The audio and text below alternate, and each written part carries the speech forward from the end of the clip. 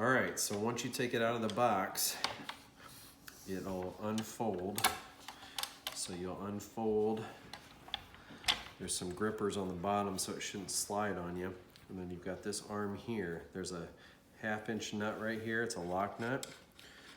So take that nut loose and then just open up to the space that you need to drop it in.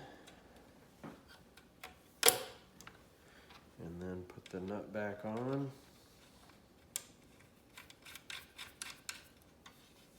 And then we'll repeat on this side.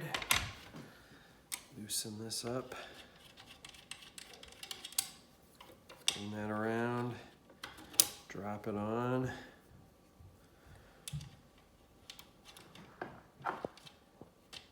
Tighten it up.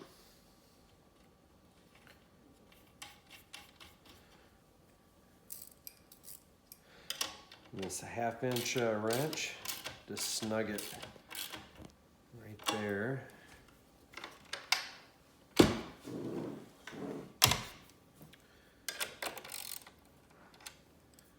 Other way, righty tighty, lefty loosey, tight. There we go.